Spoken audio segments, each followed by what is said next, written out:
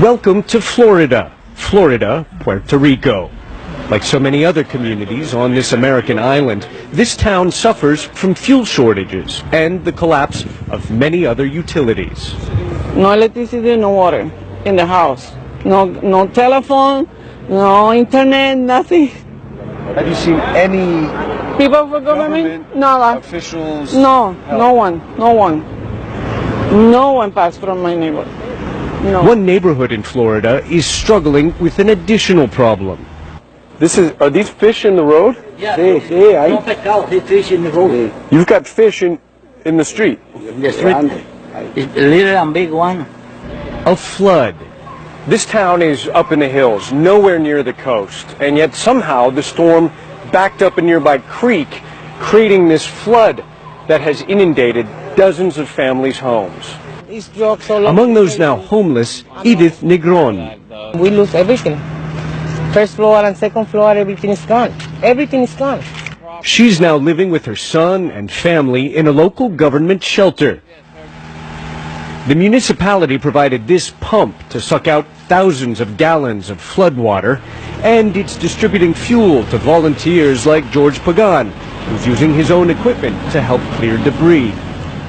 Much of the cleanup here is also being done by ordinary citizens. During our visit, the mayor of Florida appeared accompanied by officials from FEMA, the Federal Disaster Relief Agency. The mayor tells a FEMA representative he's worried the flood could spread disease. Residents made homeless by the storm have their own questions for FEMA. What are your sources for the food-wise and gas-wise and water? We're reporting that need that the mayor reported directly to us. We're reporting that back to San Juan, and somebody in San Juan. And how long would that take? Well, some of the communities already. Look, we are the first to come here, apparently. So because for us to move back in here, because it's black water, it's called black water. There is no type of moving back in there. Right. So FEMA's first visit to Florida comes 9 days after the storm. And we've said this is the first of many visits. FEMA is not going to forget about this community. FEMA is not going to forget about the needs that they have, and we are going to work with our people back at the field office in San Juan about what we're going to do. The people here could sure use some more help.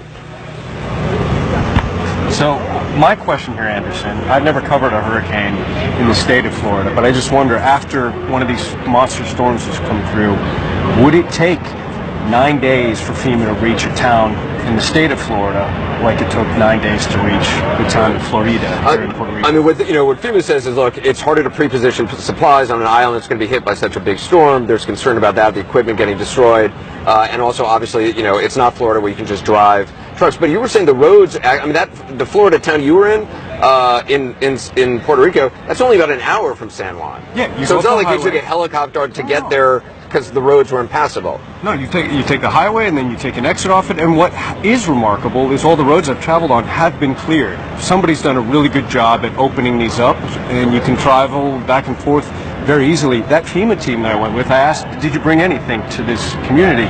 They said they did supply a satellite phone to the mayor, because these mayors can't even call to the headquarters here, the government in San Juan, when there's an emergency. Right. So that's an assessment team from FEMA, basically. They look at what the needs are, they report back to the organization here, and then I guess the idea is they then send out supplies at some date to be determined. Down the road. But what's really striking is how much of the recovery effort, the cleanup effort, is clearly just Puerto Ricans themselves helping each other out and just cleaning up on their own, with some assistance from the municipalities that are obviously victims also of the storm. Yeah, I was in town on one street, and there was like a central house where people all cooking together and then feeding people on the block. Ivan, appreciate your reporting. It's been remarkable over the last couple of days. We're going to take a short break. We're going to have more from Puerto Rico. We're going to talk to the mayor of San Juan. Got a lot to talk to her about coming up next.